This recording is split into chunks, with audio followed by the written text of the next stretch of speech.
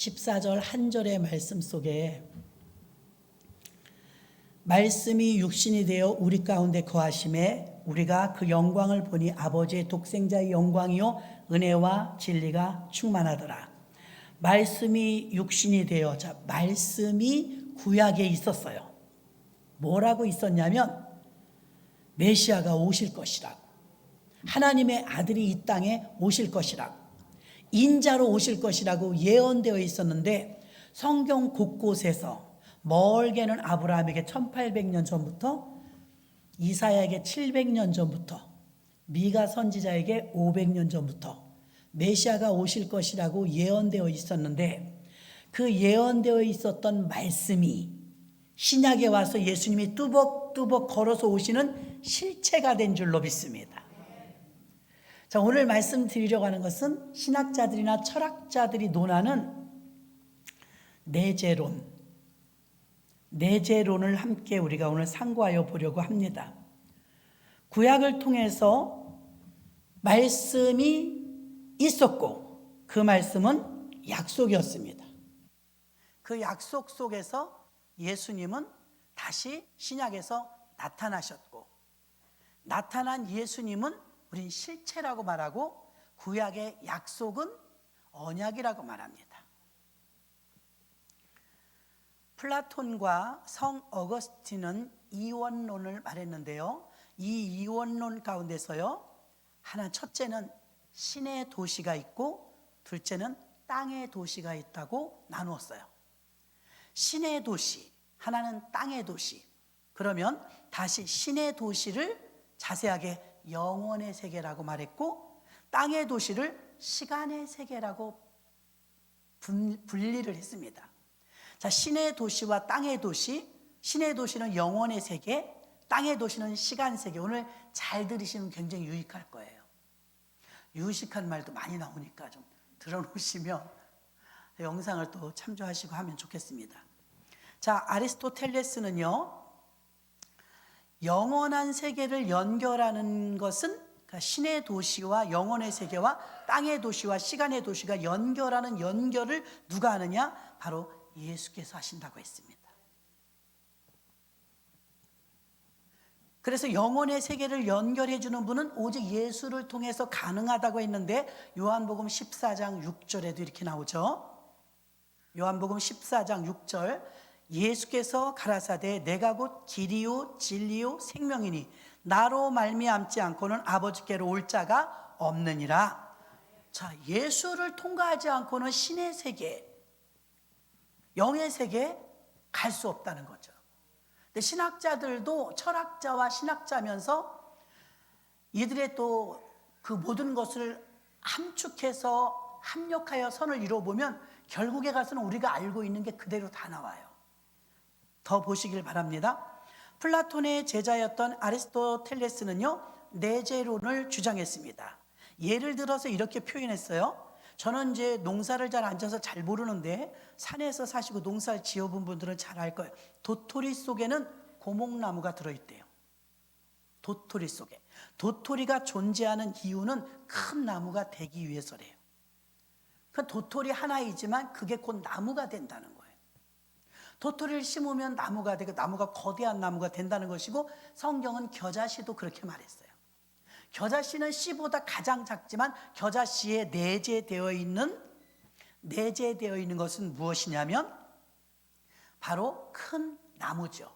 겨자나무. 자, 남자의 정액을 봅니다. 남자의 정액이 정자라고 하는데, 그 남자의 정액과 정자 속에는 아직 사람은 아니지만 사람을 만드는 정액의 내재는요, 사람이 들어있는 거예요. 다 아실 것입니다. 그럼 정자가 어떻게 발전하느냐? 아기로 탄생하죠. 믿습니까? 예, 정자는 아기가 돼요. 아기가 탄생하고 아기는 자녀가 됩니다. 자녀는 성장하죠. 남녀 청년이 되고요. 그 다음에 장성한 어른이 됩니다. 결국 정자는 장성한 어른이 되는 게 목적이죠. 정자가 목적이 아니에요. 탄생도 목적이 아니에요. 장성한 청장년이 되어서 사람의 노릇을 하고 살 수 있도록 그게 목적입니다. 이것을 바로 정자 정액 안에 들어있는 내재로는 장성한 사람을 볼 줄 알아야 된다는 거죠. 어른이 되는 인간을 만들려는 목적은 갑자기 어디서 툭 튀어나오는 어른은 없고 정자에서부터 출발한다는 거죠. 이미 정액을 통해서 내재된 완전한 어른을 보는 것을 우리는 내재론이라고 합니다. 네, 이렇게 아리스토텔레스가 말했습니다. 아리스토텔레스의 목적론에서 보면 모든 물체와 사물은 존재하는 목적이 있는데 그 목적에는 반드시 내재가 되어 있다는 거예요. 잘 생각해 보세요. 그 내재되고 있는 것이, 사람의 목적 속에 내재되어 있는 것은 선을 추구하고 있고 사람의 목적은 행복을 추구하고 있대요. 근데 행복을 향해서 따라가고 있는데 행복하기 위해선 선해야 된다, 이 말이 같이 들어있는 것입니다. 자, 신학을 한다. 왜 신학을 할까요? 목사가 되려고. 왜 목사가 되려고 할까요? 복음을 전해서 많은 영혼을 구하려고. 그 많은 영혼을 죽어가는 데서 건지는 걸 선이라고 생각했고 그것을 사명이요 그게 행복이라고 생각하니까 신학을 저도 한 거예요. 신학이 목적이 아니라는 거예요. 의학은 어때요? 의학도 공부가 얼마나 힘듭니까? 의학을 왜 해요? 의학을 하는 이유는요, 의학을 하려는 게 목적이 아니라 모든 사람의 건강이 목적입니다. 그렇죠? 의학도가 되고 있다. 의학도다. 그럼 의학도는요 목적이 있습니다. 그 의학도에 이 속에 내재되어 있는 것은 의사죠. 장래 의사가 되어야 되겠다. 그 의사가 목적이 되는 이유는 무엇입니까? 사람들을 건강하게 하려고, 병을 고쳐주려고. 믿습니까? 그러니까 우리가 내재되어 있는 것을 살피면 많이 여러분이 사는데 편리해요. 우리가 신학교 다니면 칼빈주의와 알미니안주의를 배웁니다. 뭐 여러분은 기억할 필요는 없지만 들어보는 건 괜찮습니다. 칼빈주의는 예정론자들이에요. 운명은 결정되어 있다. 하나님의 주권으로 이미 결정되어 있다. 장로교회의 창시자 칼빈이 그렇게 말했어요. 그럼 알미니안주의는 어떻게 말했을까요? 신학교 가면 4년 내에 이게 싸워요. 칼빈과 알미니안이. 자, 알미니안주의는요, 인간에겐 자유의지가 있다. 자유의지는 하나님이 주신 선물이다. 여러분, 우리 여기까지 들을 때 헷갈리잖아요. 그것도 맞는 것 같고 저것도 맞는 것 같아. 왜? 하나님께서 우리들에게 사실은 자유의지 주신 것도 맞잖아요. 그리고 하나님의 절대 주권으로 만세전부터 우리를 택했기 때문에 우리가 이미 운명적으로 구원받게 되어 있다, 그 말도 맞아요. 그럼 운명이냐? 아니면 자유의지냐? 하와가 그 운명에 따라서 세상 말로 팔자에 의해서 그렇게 된 것이냐? 자기 자유의지에 의해서 그렇게 된 것이냐? 철학은 여러분 답이 없어요. 항상 퀘션이에요. 여러분도 헷갈리죠? 믿음 생활 잘하다 철학 들어가면 골치 아픕니다. 그래서 목사로 1학년 들어갔다가 집사로 졸업하는 게 신학교예요. 학문이 우리를 헷갈리게 하는 거예요. 아리스토텔레스는 4대 목적론이 있는데 존재 이론, 목적 이론, 행동 이론, 질서 이론, 이 4대 목적이 있어요. 인간의 조화를 이루는데 얼마나 중요한지 몰라요, 여러분? 사람이 행동한다는 거예요. 행동, 어떤 행동. 하와가 선악과를 따먹는 거 행동이에요. 행동은 보이는 거예요. 그런데 내재되어 있는 것을 잠재라고 하는, 잠재는 안 보이는 거예요. 그러면 행동은 보이는 것이고 잠재는 안 보이는 것인데, 보이는 행동은 놀라운 것은요, 잠재에 의해서 움직이는 거예요. 그런 생각을 했기 때문에 예수를 팔아버린 거예요, 유다가. 잠재적으로. 선악과를 따먹을 때도 그 욕심과 교만이 있었기 때문에 그런 행동이 나오고, 살인을 저지르고 어떤 범죄를 저지를 때도 내재되어 있었기 때문에 그것이 나오는 거예요. 요한복음 6장 7절에 한번 보세요. 빌립이 대답하되 각 사람으로 조금씩 받게 할지라도 200데나리온 떡이 부족하리이다. 요한복음 6장에 나타난 사건, 오병이어의 기적 다 아실 거예요. 저 오병이어의 기적이 일어났을 때 빌립은 행동하는 사람이었어요. 예수님, 이 많은 사람에게 떡을 먹이려면 200데나리온 돈이 필요합니다. 계산이 빨랐어요. 이 사람은 행동이 빠른 사람이에요. 조금 사다 먹더라도 200데나리온이 필요하다고 계산이 딱 끝난 거예요. 그런데 안드레는 주님께 보리떡 5개와 작은 물고기 2마리를 주면서 주님께 맡기면서 이게 얼마나 되겠습니까?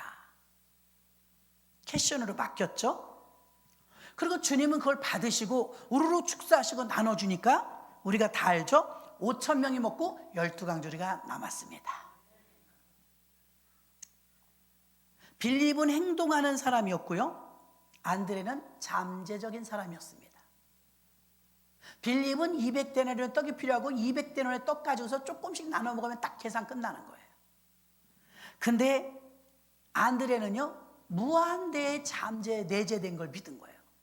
내게 있으면 1인분이지만 주님께 드려지면 어떻게 될지 모른다. 그래서 예수님은 그걸 받으셨어요. 예수님은 또 완전하신 분이니까 예수님은 딱 그걸 받으시고 1인분의 식사지만 예수님 벌써 5,000명을 내다보는 거예요. 이거 하나면 된다. 이거 1인분 식사면 5,000명이 먹고 남는다. 예수님의 내재는 믿음이니까요. 예수님은 보이는 건 1인분이에요. 1인분의 식사는 아예 취급도 안 했어요. 빌립은 다 봤는데 어린 소년이 한 그릇을 가지고 온 것을. 왜? 행동하는 사람은 보이는 대로 믿어요. 그 잠재적으로 내재된 믿음이 가진 사람은 보이는 대로 믿지 않아요. 예수님의 손에 떡이 쥐어졌을 때 예수님은 벌써 내재된 걸 본 거예요. 무엇을 해서 5,000명이 먹고 남는다. 이걸 보신 줄로 믿습니다. 그 여러분이 성경을 읽을 때 빌립의 행동의 이 행동으로 나오는 보이는 신앙은요, 그게 끝이에요. 빌립은 기적이 일어날 수가 없는 존재로 나타나는 겁니다. 빌립같이 예수 믿으면 기적은 절대 안 일어나요. 그러나 잠재되어 있는 내재가 있는 사람은요, 안드레와 같이 믿으면 기적을 맛봅니다. 더 나아가서 예수님과 같은 믿음이 내재되어 있다면 큰 일을 할 것입니다. 자, 성경을 읽을 때 이걸 그대로 한번 옮겨봐요. 성경을 읽을 때도 행위로 보면, 행동으로만 보면 안 돼요. 그 성경 안에 잠재되어 있는 내재되어 있는 것을 찾아내면서 봐야 될 줄로 믿습니다. 토마스 아퀴나스의 유일한 인간의 목적은 하나님을 영화롭게 하는 것이다 그랬어요. 인간이 왜 살아야 되는가? 인간이 살아가야 되는 태어난 목적을 바로 하나님을 영화롭게 하는 것이라고 하였습니다.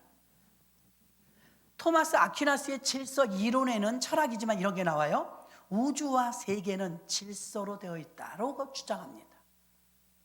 철학자들이 아무리 똑똑해도요, 여기서 조금 저기서 조금 다 발췌하고 심오하게 진리를 깨달았어도 다 성경에 있는 거예요, 여러분. 그래서 토마스 아퀴나스는요, 인간의 유일한 목적은 하나님을 영화롭게 하는 것이라는 것까지 깨달았어요. 그리고 그의 그 철학적인 질서 이론이 있는데, 질서 이론에 이게 재밌습니다. 제가 적어갖고 나왔어요. 질서 이론, 우주와 세계는 질서로 되어 있다. 그 질서의 맨 밑바닥에는 광물질, 돌멩이로 되어 있다. 광물질. 자, 광물질은요, 움직이지 못해요. 그러면 광물질을 보면 움직이지 못하지만 돌멩이를 보거나 다이아몬드를 보거나 금, 은 이런 걸 보면 분명히 존재는 해요. 그렇죠? 존재. 광물질은 존재 이상도 이하도 아니에요. 광물, 첫 번째. 질서 이론에는 우주와 세계는 질서로 되어 있다. 그 질서의 맨 밑바닥 출발은 광물질로 되어 있다. 광물질은 존재하다. 그리고 광물질 중에 제일 수준이 높은 건 다이아몬드고 제일 수준이 낮은 건 불타버린 재래요. 제 말이 아니고 토마스 아퀴나스의 질서 이론입니다. 그럼 이 우주는 질서로 되어 있고 질서의 맨 밑에는 광물질로 되어 있고 광물질은 존재한다. 그러나 가장 가치 있는 건 다이아몬드고 가장 가치 없는 건 재다. 맞잖아요. 두 번째. 그러나 그 광물질 위에는 식물질이 존재한다. 식물. 그 식물질은 존재하는 것도 알 수 있지만 식물질은 꽃도 나무도 자라죠. 그럼 존재 플러스 성장한다. 광물질 위에는 식물질이 있는데 식물질은 존재만 하는 게 아니라 성장도 한다. 그럼 식물질 중에 1위는 장미랍니다. 장미, 예쁘죠? 제일 낮은 건 엉겅퀴, 가시나무래요. 식물 중에 가장 인기 없는 건 엉겅퀴, 가시나무. 자, 거기서 끝나지 않습니다. 이 식물질 위에는 애니멀, 동물계가 있다. 동물계. 동물계가 존재하는데 동물계는 동물이 있으면 존재한다. 식물처럼 성장한다. 식물보다 더 위라는 게 왜 이냐면 존재하고 성장으로 끝나는 게 아니라 동물도 감정이 있어요. 강아지 하나 길러보시면 아시죠? 기가 막히게 알아요. 주인도 알아보고요. 강아지가요, 동물들이 보면 잘 알아요. 그래서 동물계에는요, 존재도 있고 성장도 하고 감정도 있다. 동물계 1위는 사자다. 동물계 가장 낮은 건 벌레다. 그 후엔 동물계 위에 인간계가 있다. 인간. 우리 사람이죠. 인간계는요, 보면 존재 있죠. 성장하죠. 동물처럼 감정 있죠. 슬프고 기쁘고. 여기 하나 더 있어요. 인간에겐 동물은 없는 것, 이성이 존재한다. 그렇죠? 이성. 인간의 1위는 왕이에요. 인간의 최하위는 거지입니다. 그 후에는요, 영계가 있어요. 영계, 인간계 위에 마지막 이 5단계로 되어 있는데요. 영계, 그냥 아시겠죠? 영계는 시간의 구애를 받지 않는 순수 존재예요. 우리 시간의 구애를 받죠. 교회 오시려면 5분이든 10분이든 시간이 걸려요. 어제 서울 갔다 오면 정말 오래 걸리더라고요. 밀리니까. 근데 천사는요, 시간이 안 들어가요. 그쵸? 영적인 존재니까 그냥 끄떡하면 가 있고 와 있고 막 소리 없이 오고. 그 영계는요, 시간의 초월을 한 세상이기 때문에 영계는 굉장히 고차원적이고 순수 존재다. 그 존재 가장 위에는 하나님이 계시고, 천사들은 감정이 있고요, 이성은 없어요. 영이 있어요. 영. 천사들의 최고는 굿뉴스를 전달해주는 가브리엘, 그리고 전쟁에 능한 천사장 미가엘이 있다. 그 위는 하나님이다. 자, 물질계와 영계, 이렇게 우주는 5단계로 되어 있으며 우주의 질서라고 토마스 아퀴나스라는 철학자가, 신학자이며 철학자가 이렇게 정리를 해놓았어요. 여기서 제가 하려고 하는 부분 네 번째, 동물계 위에 있는 인간계에는요, 동물은 존재와 성장과 감정까지만 있는데 사람이 하나 더 있다고 그랬죠? 이성. 이게 굉장히 중요합니다. 인간이 감정과 이성이라는 이원론으로 되어 있는데, 감정을 선택할 수도 있고 이성을 선택할 수 있고 선택의 자유가 우리에게 있다는 거예요. 칼빈주의든 알미니안주의든 자유의지는 우리에게 있다는 거예요. 내가 감정적으로 대응을 하든 아니면 내가 이성적으로 대응을 하든, 이 감정을 선택하게 되면 철학자들이 많이 말하죠. 죽느냐 사느냐, 이것이 문제로다. 철학은 운명이 아닌, 사실은 성격 때문에 비극적인 결말을 맞이하게 된다는 것입니다. 아이들을 보면요, 아까 아이를 거쳐서 청장년을 거쳐서 성숙한 어른이 되는 단계가 있다고 했잖아요. 그 정액 하나에서 사람을 보는 거예요. 이게 내재론이라고 있습니다. 아이들의 행동을 유심히 한번 보세요.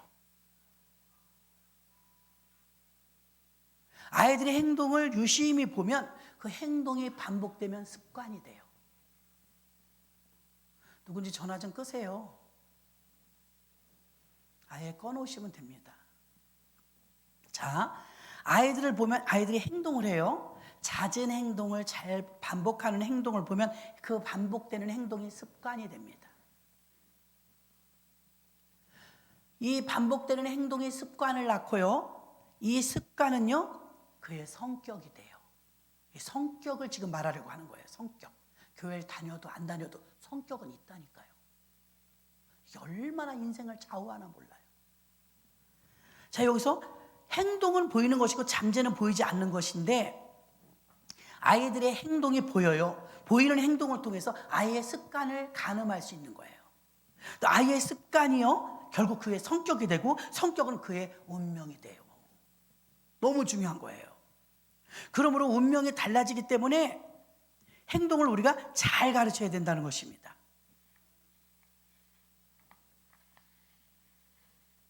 아비가일과 다윗의 이야기를 잠깐 할게요. 사무엘상 25장 3절에도 보면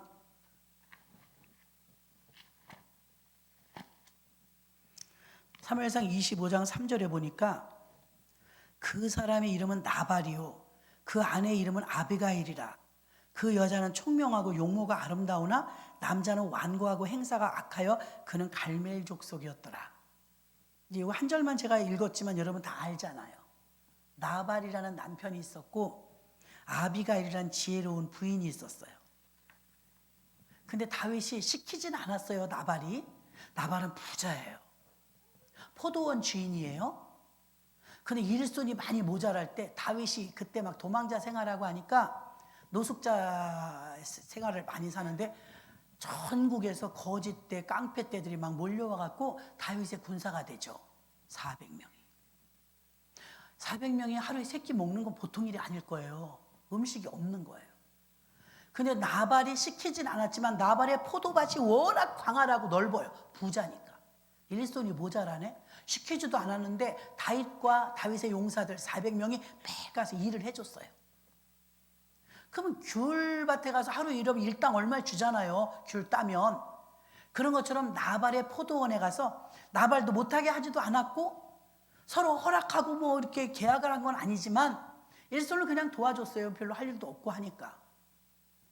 그래서 이제 드디어 수확을 거두었어요. 사람을 보냈어요. 다윗이. 우리에게 먹을 것 좀 챙겨주세요. 왜? 수확했으니까. 수확을 하기 전에 일만 했어요. 근데 이 미련 곰 같은 나발이 누가 하랬어?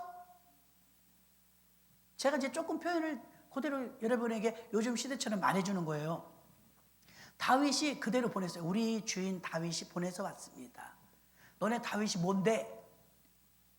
모르시진 않을 텐데요. 그동안 1년 내 농사 질 때 우리 손길을 닿지 않은 곳이 없습니다. 다윗이 보내서 왔습니다. 우리의 식량을 좀 책임져 달라 합니다. 그러니까 이 이익만 챙기려는 나발이란 자가 미련한 자란 뜻이거든요. 미련한 이 나발이 꽁으로 써먹을 땐 좋았는데 이제 먹을 걸 내주려니까 아까워. 야, 우리가 계약을 체결했냐? 내가 세경을 얼마 주기로 했냐? 못 줘. 누가 너네들은 일해달라고 그랬어? 니네가 좋아서 한 거 아니야? 그러면 이 기분 나빠요, 안 나빠요? 빈손으로 왔네? 자기 부하들이? 다윗이 깜짝 놀란 거야. 너 왜 빈손으로 왔냐? 안 줘요. 나발이. 언제 하라고 그랬냐요? 괜히 그렇게 열심히 했어요. 땀 흘리고. 괘씸해요, 안 괘씸해요? 나발은 농사 잘 짓고 돈은 많은지 모르지만 싸움은 다윗이 잘하죠. 가자. 내가 그냥 그 집을 다 쑥대밭을 만들리라. 분노가 막 올라온 거예요. 사람이 그만큼 일을 해줬으면 양심이 있어야지. 뭐 많은 걸 바래? 우리 먹을 것 좀 챙겨주라는데 그걸 못 줘. 인색한 인간 그냥 놔두면 안 되겠다면서 채배를 하라. 몇 명을 데려간지 모르지만 총 그의 인원은 400명이었어요. 다 갔으면 400명이고 뭐 몇 명을 데려간지는 제가 지금 자세히 안 봤어요. 자, 그래서 갔더니 난리가 났잖아. 근데 지금 우리가 대목을 읽었던 것처럼 그에게는 총명한 부인이 있었어요. 아비가일. 이걸 누가 보고를 해줬네. 마님 큰일 났습니다. 무슨 일이냐? 아, 이러고 저러고 우리가고요. 우리 포도원에 그 농사 도와주던 분들 있죠. 다윗의 그 부하들이요. 그래, 알지. 나도 몇 번 봤어. 사모님이 그렇게 말했을 거 아닙니까? 그래갖고요, 주인님한테 와갖고 먹을 것 좀 달라고 그랬는데 창고에 저렇게 잔뜩 싸놨는데 안 줬어요. 한 개도. 그 장수가 다윗인데 장래 우리나라 왕이 된다는데 저 밉보여서 어째요? 뭐 화가 나갖고 지금 군사를 이끌고 온대요. 이게 안방마님이 들은 거예요. 이종랑 원사님이 그 아비가일이라면 어떻게 할래요? 어떻게 할래요? 먹을 거 줘야지. 아유, 뭐 봉사부장님한테 물어보면 안 되겠네. 그 인간의 그거 기본적인 거 아니에요?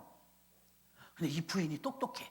당장에 먹을 걸 준비해라. 막 건포도, 떡, 뭐 기름 해갖고 바리바리 싸갖고 저쪽에서 지금 돌격하고 쳐들어오고 있는데 이쪽에서도 막 가는 거예요. 길에서 만났네.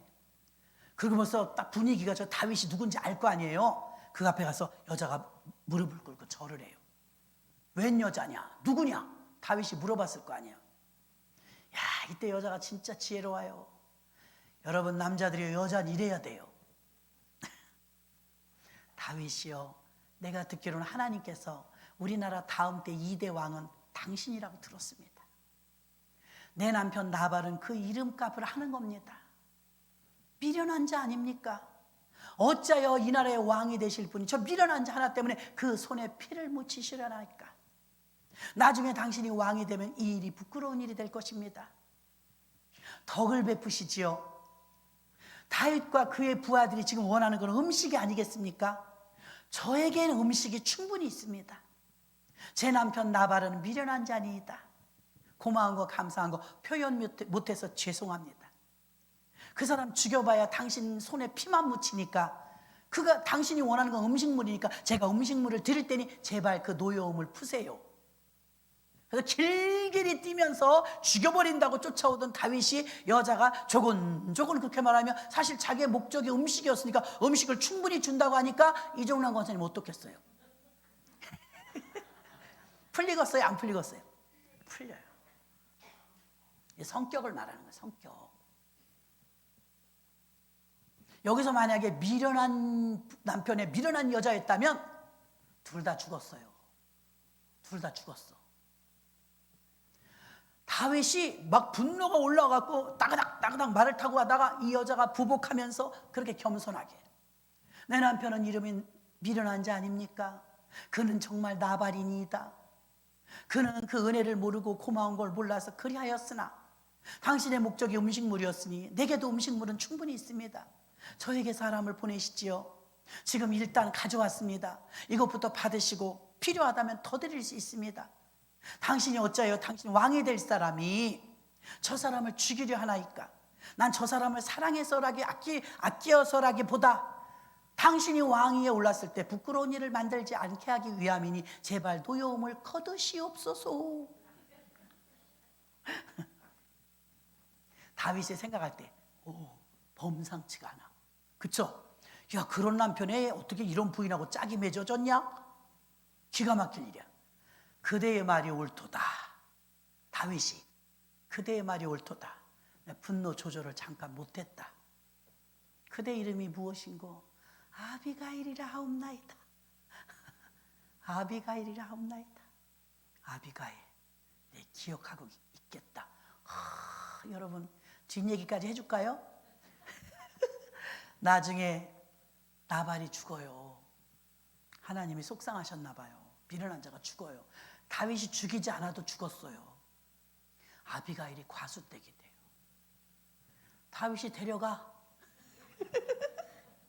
다윗이 데려가서 후궁을 삼아서 두 아들을 낳아요.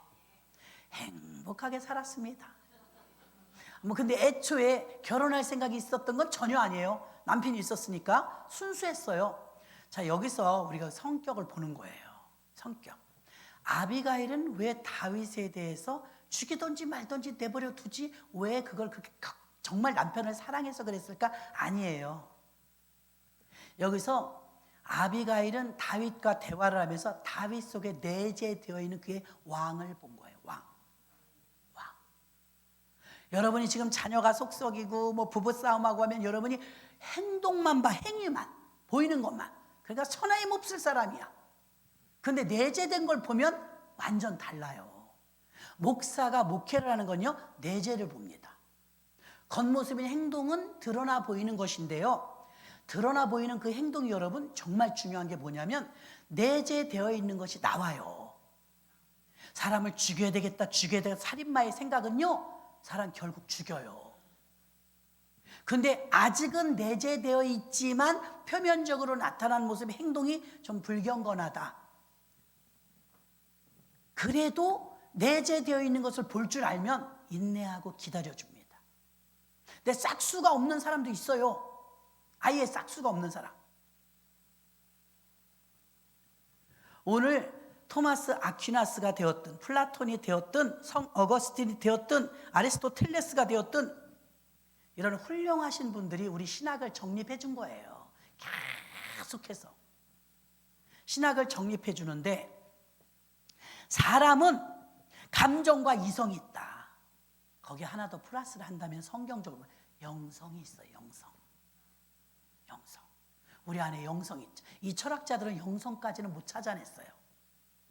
그 바울은 찾아냈죠. 바울은 혼과 영과 몸이 세 가지로 삼원론을 말했어요. 바울은 찾아냈어요. 영까지. 영과. 그리고 영혼이 잘 되고 범사가 잘 되고 강건하다. 요한도 찾아냈어요. 근데 이 철학자들은 영은 못 찾아냈어요. 다만 우리가 정상적으로 하나님께 가는 길은 예수를 통해서 가는 거다. 그건 찾아냈어요.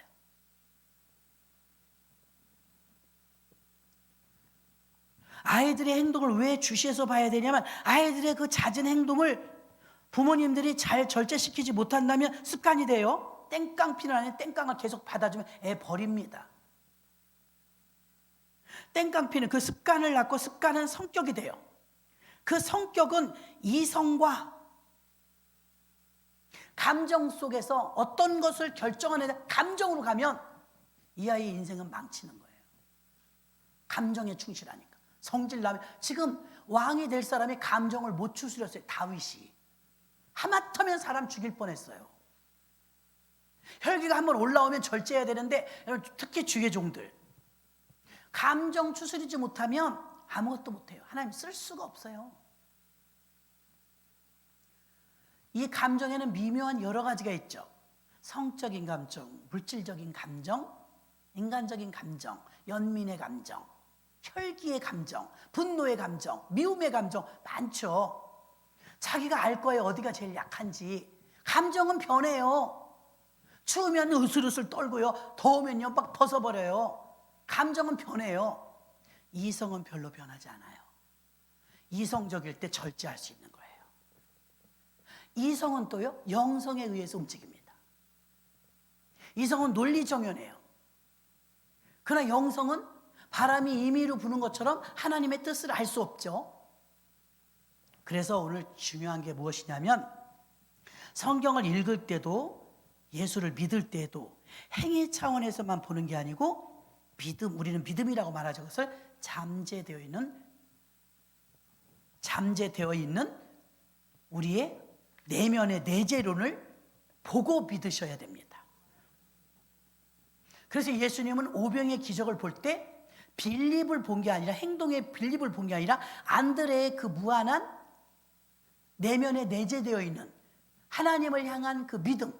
예수님은 어린아이의 도시락을 하나를 보고 도시락 속에서 뭘 봤냐면 5천 명이 배불리 먹고 남는 걸 봤어요. 그걸 믿으면 그런 기적을 체험하는 거예요. 빌립과 같이 논리 정연하고 이성 판단만 딱 끝난다면 그 사람은 기적은 맛볼 수가 없어요. 이성의 사람이 논리 정연하긴 한데요, 좀 차가운 맛이 있죠.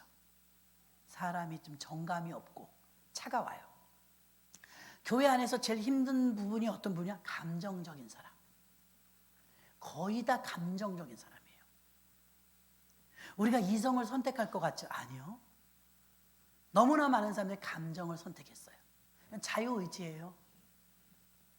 감정에 충실하니까 기분이 좋거나 환경이 좋거나 나한테 잘할 때는 좋아. 나한테 못할 때는 천하에 죽일 사람이야. 그런데 그 위대한 다윗도 감정이었어요. 당장에 죽여버린다. 왜요? 표면으로 나타나는 행위가 못됐거든요. 나발이. 근데 아비가일은 부인인데 참 지혜롭게 말해요. 왕이시여, 창내 왕이시여, 이 사람이 하나님 뜻대로 하지 않고 안 좋은 것이라면 하나님이 해결하실 것입니다. 이렇게 말해요. 무서운 말이죠. 굉장히 이성적인 사람이에요. 이성적인 사람. 우리가 왜 자꾸 교회 다니며 예수를 오래 믿는데도 큰 성과가 없느냐? 감정에 치우쳐서요. 성경이나 찬송가에도 감정을 버리고 말씀에선 이 찬송도 있잖아요. 예수 믿는데 이게 믿음이어야 하는데 감정일 때가 있다니까요. 이게 믿음인지 감정인지 알아야 되는데 이게 믿음이라고 생각했는데 감정일 때가 많아요. 응답을 받아도 분명히 응답도 감정을 통해서 올 때가 있어요. 감정이라는 기관을 거치지 않고 와야 되는데 이게 습관이 감정이라는 기관을 통해서 응답을 받아 버릇했네. 그러면 이게 감정인지 인본주의인지 신본주의인지 헷갈리는 거예요. 오늘 말씀의 정의는 그래요. 철학자들이, 신학자들이 이 세상을 이원론으로 분리했어요. 맞는 말이에요. 그래서 신의 도시가 있고 땅의 도시가 있다. 신의 도시는 영혼 세계고 땅의 도시는 시간 세계다. 그런데 이 철학자들도 사람들 속에는 내재되어 있는 내재론이 있다. 그리고 알고 보니까 다 하나님께로 가려면 하나님께 영광 돌리기 위해서 예수를 거쳐야 한다. 내가 곧 길이요 진리요 생명이요. 거기까지는 잘 가고 있어요. 근데 아직까지도 신학에서 싸우고 있는 게 뭐예요? 칼빈주의와 알미니안주의예요. 맞는 것 같아. 다 맞는 것 같아. 칼빈이 예정되어 있어서 운명은 우리가 결정하는 게 아니다. 하나님이 하시는 것이다. 하나님의 주권이 있다. 우리도 그렇게 가르치고 있잖아요. 알미니안주의는 인간에게 하나님이 자유의지를 줬지 않냐. 그럼 아예 로봇처럼 하와에게 먹지 못하게 만들어버렸으면 되는데 자기가 따먹지 않았냐. 근데 알미니안주의 자유의지를 선택하면, 자유의지를 내 마음대로 쓰면 이 문제가 무엇이냐면 책임져야 돼요. 자유의지를 썼을 때 책임져야 돼요. 선악과를 따먹었다? 따먹고 쫓겨났어요. 쫓겨난 거 운명이에요? 이게 지금 싸우는 거예요. 철학자들이. 그거 운명이냐? 그거 운명이에요, 여러분? 선악과 따먹고 지금 쫓겨난 게 운명. 난 이런 팔자였어. 운명입니까? 안 따먹었으면 되잖아요. 자유의지를 나의 유익을 위해서 쓰지 않고 주의 영광을 위해서 썼다면 안 따먹었을 것이고, 순종했으면 순종할 자유도 있고 불순종할 자유도 있어요. 자녀들도 봐요. 말 잘 들어요? 부모님 말씀? 잘 들을 땐 너무 이쁘죠. 안 들을 때도 있잖아요. 사실 아빠가 퇴근해갖고 들으면요, 아이들이 꼬마일 땐요, 아빠가 오셨다 그러면 반가워서 막 뛰어나갔는데 빈손이다. 에이 그래. 아이스크림 들고 오거나 장난감 들고 오면 아빠 사랑해요. 감정이야 애들도. 아빠 사랑해요 뽀뽀하고 난리 납니다. 그러면 아빠가 자체가 사실 반가워야 되는데 선물 자체가 반가운 거예요. 우리 믿음이 지금 본질을 잃어버렸다는 거예요. 본질은 하나님이 중요한 거예요. 우리 영이 중요한 것이고. 자, 우리에게 자유의지 있는 거 맞잖아요. 순종할 자유도 있고 불순종할 자유도 있어요. 근데 불순종한 자유를 썼을 때, 그때를 말하는, 불순종한 자유를 썼을 때, 아이가 땡깡을 부리는 자유를 썼을 때 상당한 보응을 받아야 돼요. 매를 맞는다든지 에덴 동산에서 쫓겨난다든지. 죄가 얼마나 무서운지 몰라요. 죄는 전이 돼요. 전이. 자, 어떤 가정에서도요, 가게에 흐르는 저주라고 있잖아요. 그런 책도 있어요. 가게에 흐르는 저주. 근데 이게 참 죄 짓지 말고 살아야 돼요, 여러분. 왜 그러느냐? 한 대, 두 대, 세 대만 올라가면 3, 4대고, 성경에서 말하는 3, 4대. 죄의 보응이 3, 4대까지 내려가요. 쌍둥이 집에 쌍둥이 나와요. 그게 유전인 거예요. 죄도 유전돼요. 그래서 케네디 일가 그쪽에 보면은 죄 짓고 저주 받으면서 그 막 장애인들이 계속 태어나고 막 이런 일들이 있어요. 아니, 무슨 죄가 있어요? 태어나는 아기가. 인도 같은 데는요, 굉장히 많은 아이들이 낳자마자 에이즈가 걸렸대. 에이즈는 성병입니다. 태어나자마자 갓난아이가 무슨 죄를 지었겠어요? 부모 죄죠. 부모 죄죠. 억울하다고 생각할 때 부모 죄 있어요. 부모 죄값. 그러면서 누가 고통을 받아요? 자녀가 고통을 받아요. 그 장애가 있거나 어떤 문제 이런 것들이 있다면 거슬러 올라가면 죄가 있어요. 그것이 유전되어 내려오죠. 그럼 어떻게 되나? 굉장히 예수 잘 믿어야 돼요. 예수를 철저히 믿어서 정결해지면 변화받는 역사가 일어나서, 변화가 제가 장절은 지금 못 찾아봐도 여러분이 아시는 내용이니까. 게하시 아시죠? 게하시. 엘리사의 종. 열왕기 하에 나와요. 게하시가 욕심이 들어갔어요. 나아만 장군의 병이 고쳤으니까 막 바리바리 싸웠잖아요. 금, 은 막. 근데 엘리사가 안 받아. 답답해 죽겠는 거야. 금 몇 세겔, 뭐 옷, 뭐 외투 이렇게 선물을 가져왔습니다. 그랬더니 엘리사가 도로 가져가세요. 하나님이 고쳐준 거지 내가 고쳐준 거 아닙니다. 보내줬어. 게하시가 몸종이에요. 게하시가 아까워. 그것은 엘리사 자기 스승님한테 말도 안 하고 쫓아가죠. 어찌미뇨? 나아만이 물어봤어요. 너 아까 거기 엘리사의 종이었잖아. 왜 왔어? 그러니까 거짓말해요. 예, 선교용으로 쓸 거 물품 조금은 주고 가셔도 된대요. 그게 은 몇 세겔하고 의류 한 20점 정도. 그건 우리 선교용으로 우리 주인이 쓰신대요. 가능하냐고 물어보시는데 가능하죠. 아까 더 많이 주려고 했는데 그거 조금 달라는데 안 주겠어요? 그래서 의류하고 은하고 줬어요. 근데 엘리사가 알아버렸어. 영적으로 알았겠죠. 어디 갔다 왔냐? 부르니까 거짓말은요? 또 거짓말을. 아무 데도 안 갔어요. 그래. 너 어디 갔다 오지 않았냐? 안 갔다 왔는데요. 그래. 아까 읽은 아나니아 삽비라잖아. 거짓말하니까. 네가 나만 장군에 가서 그 탐욕을 이기지 못하고 욕심으로 구해서 가져왔구나. 그래서 그 나만 장군의 흰 백문둥이가 문둥이 중에 제일 못 고치는 문둥이래요. 나만 장군에게 임했던 그 문둥이가 너에게 갔구나. 죽는 날까지 백문둥이가 걸려버렸어요. 아니요. 죽는 날까지가 여기서 중요해요. 자료를 제가 찾은 건 아니지만 여러분 찾아보세요. 이 게하시가 어떻게 되었을까요? 문둥이는 정상인하고 같이 못 살아요. 쫓겨나. 골 밖으로. 베너라는 영화 보면 잘 나와요. 자세히. 자, 사마리아 성에 굶주림이 극심해서 오늘은 우리 아이를 잡아먹고 내일은 너희 아이를 잡아먹자. 아람 군대와 전쟁이 붙어갖고 포위당했네. 포위당해서 물자가 공급이 안 돼요. 그 말 한 마리에 총 2,000필인가 있었는데 말 머리는 이 부정하다고 이스라엘 백성들이 안 먹어요. 근데 말 머리 하나에 80세겔 할 정도로 막 물가가 급등하는 거예요. 먹을 게 없으니까요. 성중이 막 굶어 죽는 거예요. 그 자녀를 낳아서 막 잡아먹었다니까요. 그 정도로 참혹했는데 그때 사마리아 성 밖에 문둥이 4사람이 있었으니 나오죠. 문둥이 4사람이 이래 죽으나 저래 죽으나 어차피 죽는 거 아람 군대 가서 항복하자. 배 터지게 먹고나 죽어보자. 그러고서 철구덕 문둥이 4사람이 갔다 그랬잖아요. 근데 아람 군대가 하나님이 그 확성기를 틀어주니까 다 도망가 버린 거예요. 연합군이 온 줄 알고. 그래서 이제 문둥이 4사람이 들어가 보니까 먹을 게 지천으로 널렸네. 야, 일단 먹고 보자. 시컷 먹고 주머니 가득 채워갖고 나와서 망을 보니까 안 와, 군사들이. 그래서 넷이서 이럽니다. 야, 이상해.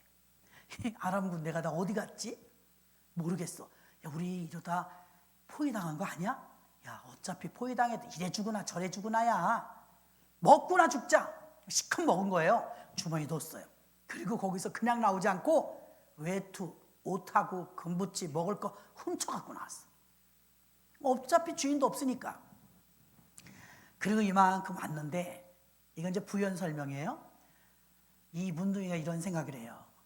내가 문둥이가 된 이유가 탐욕 때문이었는데, 옷 때문이었는데, 은 때문이었는데 여기 나온 이 게하시가, 이 문둥이가 그 게하시래요. 와, 이 문둥이가 그 게하시. 게하시가 쫓겨났단 말이에요. 똑같은 상황이 생긴 거야. 우리 가끔 그럴 때 있잖아요. 인생 속에서 비슷한 경험을 할 때 있죠. 이 옷이 또 온 거야. 내가 이 옷을 탐내다가 문둥이가 됐거든요. 이거를 받아들고 하루를 못 넘긴 거예요. 이러다 천벌 받는다. 이번엔 죽을 것 같겠지. 이러다 천벌 받아. 우리는 이렇게 배부르게 먹는데 저 성중에 우리가 식구들 아니냐, 친척들? 저 사람들은 굶어 죽고 아우성 치는데 자기 자식을 잡아먹을 정도로 먹을 게 없는데 우리가 이렇게 뜬까뜬까 우리만 먹어갖고 버림할 것이다. 어차피 죽을 걸 결심했으니 성에 가서 알려주자. 그래갖고 터덜터덜 가갖고 막 문을 두드리니까 무슨 일이냐 그래서 이러고 저러고 아람군데 군인 하나도 없다. 먹을 거 잔뜩 있다. 굶지 말고 가져가 먹으라. 그러니까 왕이 그 보고를 듣고도 믿을 수가 없잖아요. 정탐 갔다 와라.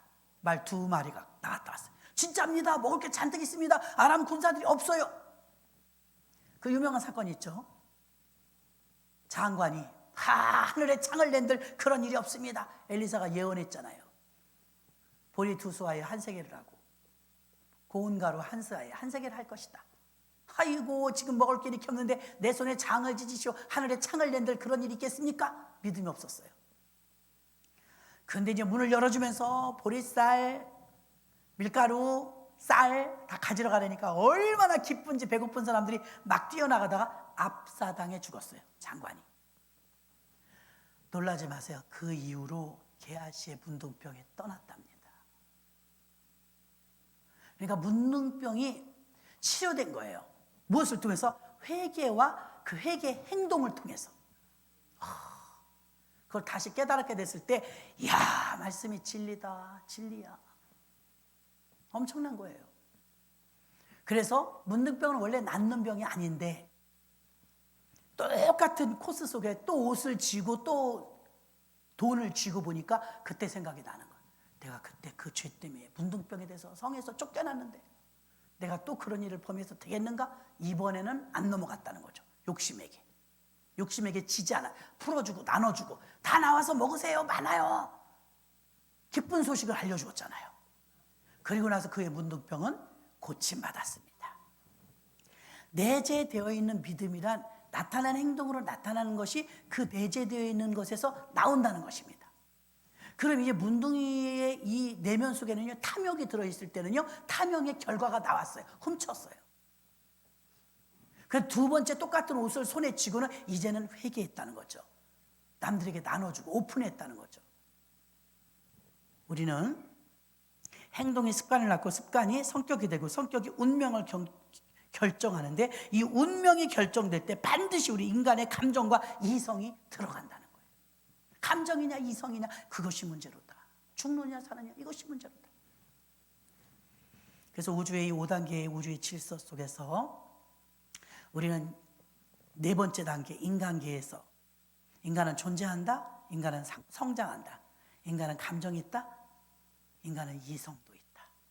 인간에게는 자유의지를 주셨어요.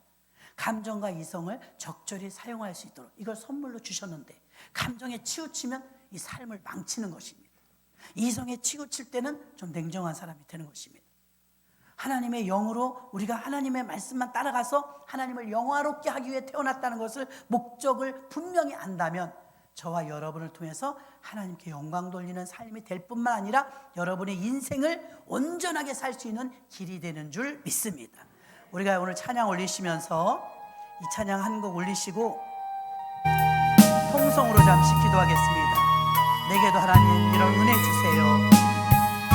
감정에 치우치는 사람이 되지 않게 해달라고